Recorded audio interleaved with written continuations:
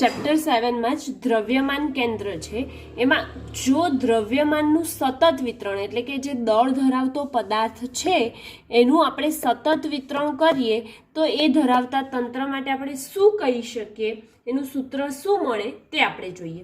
તો સતત વિતરણ ધરાવતા તંત્રો માટે દ્રવ્યમાનના કેન્દ્રનું સૂત્ર મેળવ્યું. તો સૌથી પહેલા આપણી પાસે કોઈ દ્રળ પદાર્થ છે. આકૃતિમાં મેં બતાવ્યું છે કે મારી પાસે કોઈ દ્રળ પદાર્થ છે અને એમના કણો કેવા છે, નજીક છે, તો જ સતત વિતરણ થશે ને.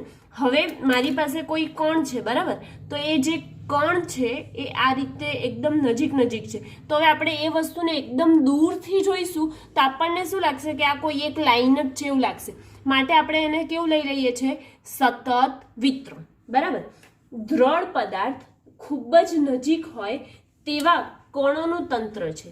હવે દ્રળ પદાર્થમાં જો કણોની સંખ્યા ખૂબ વધારે હોય એટલે કે બહુ બધા કણો હોય તો આપણને તેમનો સરેરાશ સરવાળો નીકાળવો શું થઈ જાય, અશક્ય બને.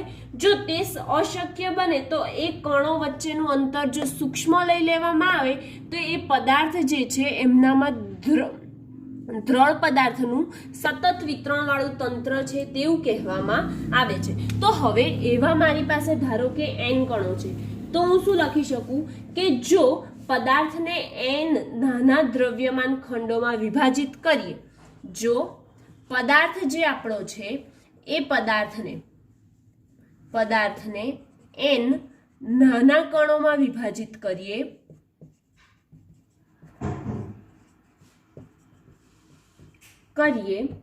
તો તેમના દ્રવ્યમાન ખંડો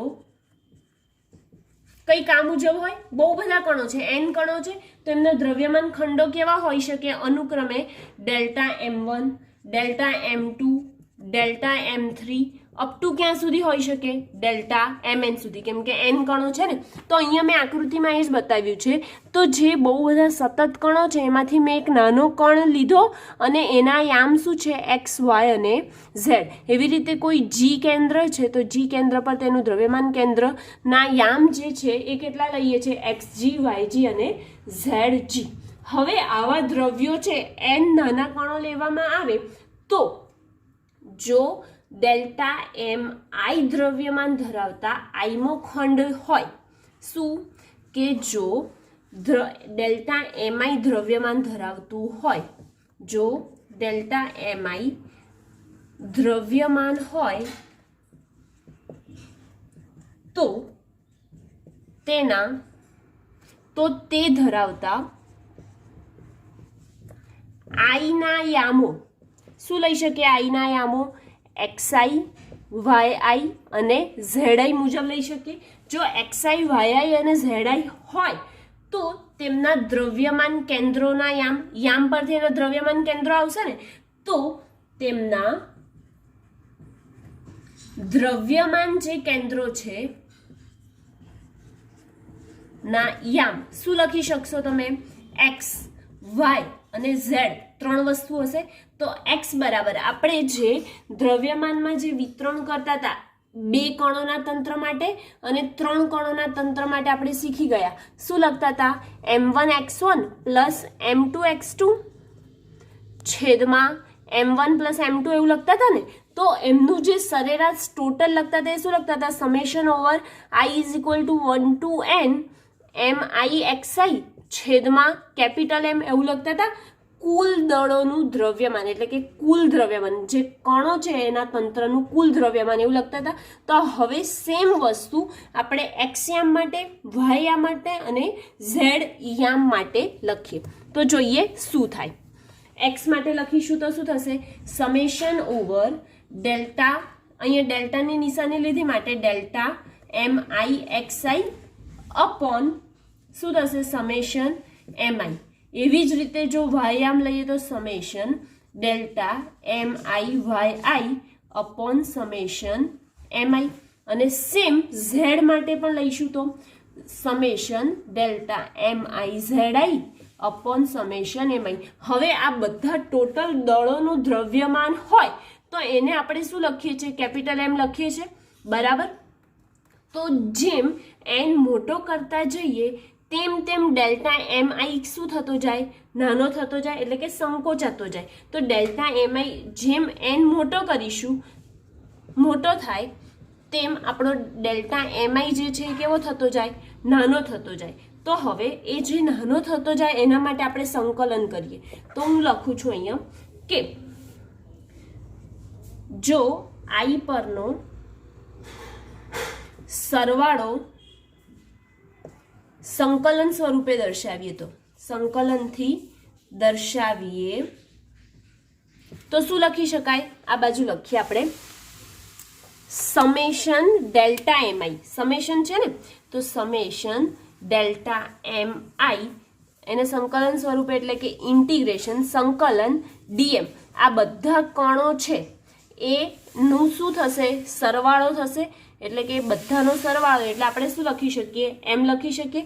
અને એના બરાબર લખીએ કે પદાર્થનું કુલ દ્રવ્યમાન. બરાબર. હવે એવી જ રીતે સેમ આપણી પાસે શું છે?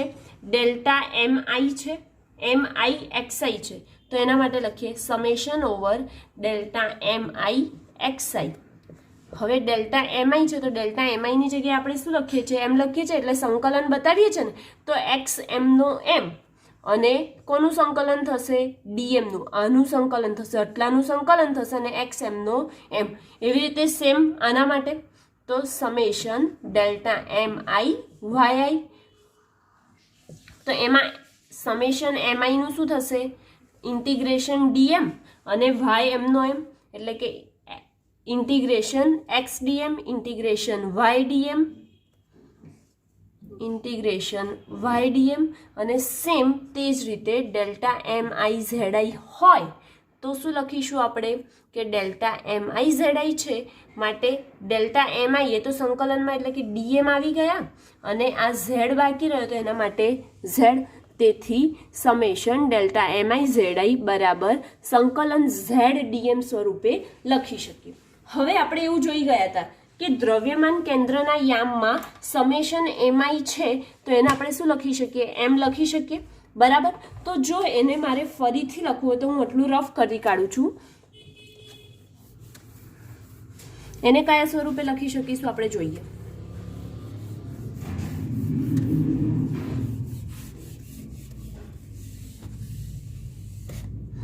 હવે એને જોઈએ શું લખી શકીશું. તો અહીંયા દ્રવ્યમાન કેન્દ્રના યામ કયા કયા હતા? દ્રવ્યમાન કેન્દ્રના યામ. બરાબર. તો એક્સ ની જગ્યાએ આપણે સમેશન ડેલ્ટા એમ આઈ એક્સઆઈ ની જગ્યાએ શું લઈ લીધું?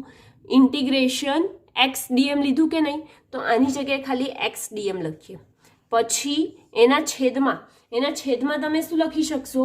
Summation MI. સમેશન એમઆઈ એટલે શું હતું? દળ છે એટલે કે કણ છે એ કણોના તંત્રનું કુલ દ્રવ્યમાન. કુલ દ્રવ્યમાનને આપણે કેપિટલ એમ થી બતાવતા હતા માટે કેપિટલ એમ. એવી જ રીતે વાય માટે લખીએ તો વાય બરાબર શું લખીશું? 1/m integration y dm. અને એવી જ રીતે ઝેડ માટે લખીએ તો ઝેડ બરાબર 1/m ઇન્ટિગ્રેશન ઝેડ ડીએમ ના સ્વરૂપે આપણે આ વસ્તુ same summation delta MI Z I છે તો એની જગ્યાએ ઝેડ ડીએમ અને સમેશન એમઆઈ છે તો એનો શું થઈ જશે? Capital M. તો એમ જે છે એનું સંકલન થશે? ના, કોઈ પણ દિવસ એનું સંકલન નહીં થાય માટે એમને આપણે બહાર લઈ લીધો એટલે શું થશે? ઝેડ બરાબર 1/m ઇન્ટિગ્રેશન ઝેડ ડીએમ સ્વરૂપે લખી શકાય. હવે ત્રણેય યામ જે છે એમને એકમાં જ એને સદિશ સ્વરૂપમાં દર્શાવવું હોય તો ધારો કે એક્સ વાય અને ઝેડ યામ છે તો એનો ઘટક જો આર હોય તો હું એના માટે લખું તો ડાયરેક્ટ શું? ત્રણેય યામ સદિશ સ્વરૂપે લખવા હોય. કેવી રીતે લખશો સદિશ સ્વરૂપે? તો સદિશ સ્વરૂપે લખીએ તો શું થઈ જશે કે સદિશ આર બરાબર 1/m સદિશ આર અને ઇન્ટિગ્રેશન છે તો 1/m ઇન્ટિગ્રેશન સદિશ આર અને ડીએમ. આ સ્વરૂપે આપણે લખી શકીએ. બરાબર. હવે જો દ્રવ્યમાન કેન્દ્રમાં એ યામ જે છે તેના ઉદ્ગમ પર હોય, ક્યાં હોય? જો તેના ઉદ્ગમ પર હોય તો આપણે શું લખીશું? આર એક્સ વાય ઝેડ બરાબર 0 સદિશ માટે સદિશ RDM એ કેવું આવશે 0 આવશે. પડી ખબર? ક્યારે 0 આવશે? જ્યારે તે તેના ઉદ્ગમ સ્થાન પર હોય ત્યારે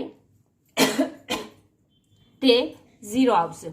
હવે જો આ સદિશ આપણો છે એના કેટલા યામ હતા? એક્સ વાય અને ઝેડ યામ હતા. બરાબર? તો એક્સ વાય અને ઝેડ યામ હતા તો ઇન્ટિગ્રેશન XDM, તો આ એના ઉદ્ગમ પર હોય તો આ પણ 0 થાય.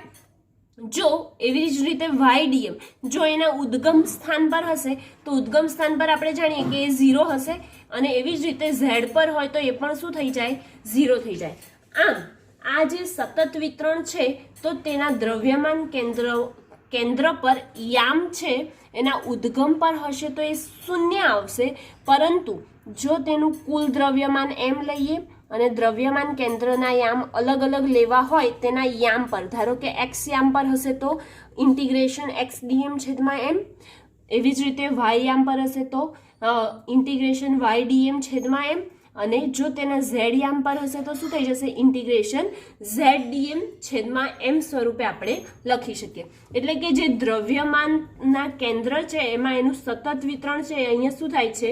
કમ્પ્લીટ થાય છે. દ્રવ્યમાન કેન્દ્ર સમાંગ પદાર્થના દ્રવ્યમાન કેન્દ્રની વાત કરવાની છે. આપણે આના પહેલા સતત વિતરણ ધરાવતા તંત્રો માટે દ્રવ્યમાન કેન્દ્રનું સૂત્ર મેળવી લીધું હતું. એટલે કે સતત વિતરણ ધરાવે એના માટે દ્રવ્યમાનનું તંત્રની ચર્ચા કરી લીધી હતી. જો તે તેના દ્રવ્યમાન કેન્દ્રના યામ તેનું ઉદ્ગમ તરીકે લઈએ, શું? દ્રવ્યમાન કેન્દ્રના યામ તંત્રનું ઉદ્ગમ તરીકે લઈએ તો તેમના સંકલન એટલે કે RXYZ એ કેવા આવતા હતા? 0 આવતા હતા. અને તેનું સંકલન XDM એટલે કે દ્રવ્યમાનની સાપેક્ષે તે યામનું સંકલન કરવામાં આવે તો પણ તે જવાબ કેવો આવતો હતો? 0 આવતો હતો. ક્યારે? સતત વિતરણ ધરાવતા હોય ત્યારે. હવે આપણે શેની ચર્ચા કરીશું? સમાંગ પદાર્થના દ્રવ્યમાન કેન્દ્ર. તો સમાંગ પદાર્થના દ્રવ્યમાન કેન્દ્રમાં શું છે? તો અહીંયા આકૃતિમાં એક પાતળો સળિયો બતાવેલો છે. એ પાતળા સળિયાનું દ્રવ્યમાન કેન્દ્ર નક્કી કરવાનું છે. હવે એ કેવો છે? આડો છે, હોરિઝોન્ટલ છે. હોરિઝોન્ટલ છે એટલે એની એક્સ અક્ષ આપી દીધી. આ એક્સ અક્ષ હશે તો આ દ્રવ્યમાનનું કેન્દ્ર છે, તો એનીથી આ બાજુનો ભાગ બધો કેવો છે? પોઝિટિવ, અને આ બાજુનો ભાગ નેગેટિવ, એટલે કે આ બાજુ ધન અને આ બાજુ ઋણ હશે.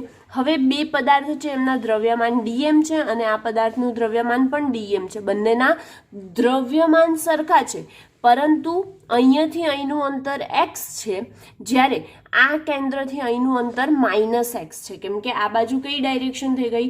નેગેટિવ ડાયરેક્શન થઈ ને, માટે -x છે. તો હવે જોઈએ કે જેનું દ્રવ્યમાન વિતરણ નિયમિત. હવે સમાંગ પદાર્થ એટલે આપણને એવું થાય કે આ શું છે હજી? તો જેનું દ્રવ્યમાન વિતરણ નિયમિત હોય તેવા પદાર્થને કેવો પદાર્થ કહેવાય છે? સમાંગ પદાર્થ. શું કીધું? ફરીથી બોલું છું કે જેનું દ્રવ્યમાન વિતરણ નિયમિત હોય તેવા પદાર્થને સમાંગ પદાર્થ કહેવામાં આવે છે. જ્યારે આવા પદાર્થો નિયમિત આકાર જેવા કે પાતળો સળિયો, રીંગ, તકતી, ગોળો વગેરેના દ્રવ્યમાન કેન્દ્ર નક્કી કરવા સમમિતિને ધ્યાનમાં લેવામાં આવે છે. એટલે કે સમાંગ પદાર્થો છે કયા કયા? રીંગ, તકતી, પાતળો સળિયો વગેરે કેવા પદાર્થ લઈ શકાય? સમાંગ પદાર્થ. તો આવા જો સમાંગ પદાર્થ હોય તો આવા પદાર્થોના દ્રવ્યમાન કેન્દ્રો તેમનું જે ભૌમિતિક કેન્દ્ર, ધારો કે આપણી પાસે ગોળો છે, બરાબર? તો ગોળાનું ભૌમિતિક કેન્દ્ર ક્યાં આવશે? સેન્ટર આવશે, બરાબર? તો એનું દ્રવ્યમાન કેન્દ્ર પણ આ જ હશે. કેમ આ જ હશે? કેમ કે સમાંગ પદાર્થો છે, એટલે કે સમાંગ પદાર્થો એટલે કે તેનું જે દ્રવ્યમાન વિતરણ છે એ નિયમિત રીતે થયેલું હોવાથી તે તેનું જે ભૌમિતિક કેન્દ્ર છે એ જ તેનું દ્રવ્યમાન કેન્દ્ર બનશે. એવી જ રીતે જો તમારી પાસે કોઈ તકતી છે અથવા તો કોઈક સમઘન છે, બરાબર? તો હવે સમઘનમાં આપણે જોઈએ તો એમાં જે વિકર્ણો ભેગા થાય ને સેન્ટરમાં, એટલે કે આ જગ્યાએ જો અહીંનો વિકર્ણ, આ વિકર્ણ, આ વિકર્ણ, એટલે કે જે વિકર્ણો ભેગા થાય અને વિકર્ણનું જે છેદ બિંદુ છે એ જ એનું ભૌમિતિક કેન્દ્ર આપણે કહીએ. તો દ્રવ્યમાન કેન્દ્ર પણ આપણે એને જ કહેવામાં આવે છે જે તેનું ભૌમિતિક કેન્દ્ર હોય છે. બરાબર. તો આપણે પહેલા લખી કાઢીએ કે સમાંગ પદાર્થ શું છે અને તેનું ભૌમિતિક કેન્દ્ર તેને જ દ્રવ્યમાન કેન્દ્ર કહેવામાં આવે છે. પછી એક ઉદાહરણની મદદથી આ જે ઉદાહરણ લીધું છે એનેથી આપણે સમજીએ. બરાબર. જેનું દ્રવ્યમાન વિતરણ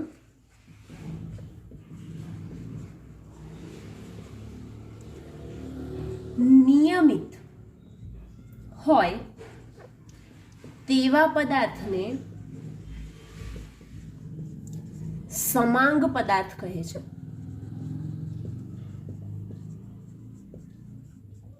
હવે સમાંગ પદાર્થની વ્યાખ્યા તો આપણે લઈ લીધી. તો એવા પદાર્થો કયા કે જેનો આકાર નિયમિત હોય? તો નિયમિત આકારના પદાર્થો જેવા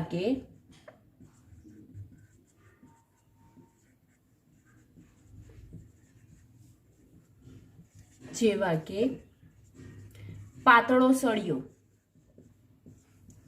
પછી ત્યારબાદ તમે લઈ શકો રીંગ, ત્યારબાદ તકતી, પછી કોઈક ગોળો હોય તે, અથવા તો કોઈ સમઘન.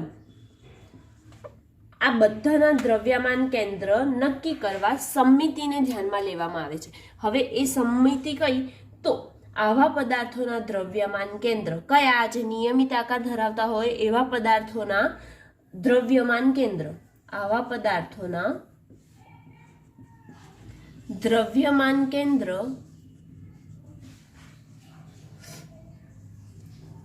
તેમના ભૌમિતિક કેન્દ્ર પર આવેલા છે. ક્યાં આવેલા છે? તેના ભૌમિતિક કેન્દ્ર પર આવેલ છે. ઓકે. હવે જો ભૌમિતિક કેન્દ્ર પર છે તો આપણે જે ઉદાહરણ લીધું છે પાતળો સળિયો, એનું દ્રવ્યમાન નક્કી કરીએ. તો પાતળો સળિયો જેનું આડછેદ તેની લંબાઈની સરખામણીએ ખૂબ ઓછો છે, એટલે કે જો આ લંબાઈ ખૂબ વધારે છે જ્યારે એમનો વ્યાસ આડછેદ છે ને એ કેટલો છે? ખૂબ જ નાનો છે. તેથી તેની લંબાઈની સરખામણીએ ખૂબ નાનો હોવાથી સળિયાની લંબાઈ ધારો કે આપણે શું લઈ લઈએ? x છે. તો પાતળા સળિયામાં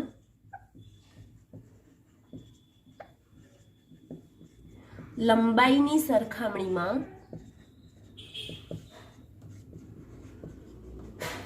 આડછેદ ખૂબ નાનો છે અને ધારો કે સળિયાની લંબાઈ કેટલી ધારીએ છે? x છે. બરાબર. તો આ બાજુ જઈશું તો -x અને આ બાજુ જઈશું તો +x. હવે સળિયાનું ભૌમિતિક કેન્દ્ર આપણે કેવી રીતે નક્કી કરીશું? સળિયાનું ભૌમિતિક કેન્દ્ર તો એક સળિયો છે એનું જે સેન્ટર પોઈન્ટ એટલે એનું ભૌમિતિક કેન્દ્ર કહેવાશે. તો સળિયાના ભૌમિતિક કેન્દ્રને તેનું ઉદ્ગમ લેતા, હવે તેને ઉદ્ગમ લઈએ તો પરાવર્તન સમમિતિને લીધે પ્રત્યેક x પાસેના દળખંડ dm છે. શું કે સળિયાનું ભૌમિતિક કેન્દ્રને તેનું ઉદ્ગમ બિંદુ લઈએ તો તેના પરાવર્તન સમમિતિના લીધે પ્રત્યેક x પાસે દળખંડ ધારો કે dm છે. હવે તો dm છે તો આકૃતિમાં દર્શાવ્યા મુજબ સમાન દળખંડો dm છે, તેમાં એક બાજુ dm x અંતર છે અને બીજી બાજુ આકૃતિમાં દર્શાવ્યા મુજબ જ સમાન dm દળખંડમાં -x પર મૂકેલો છે, એટલે કે બે જગ્યાએ dm મૂકેલા છે. તો હવે સળિયાનું જે ભૌમિતિક કેન્દ્રને ઉદ્ગમ બિંદુ લઈ લઈએ તો પરાવર્તન સમમિતિ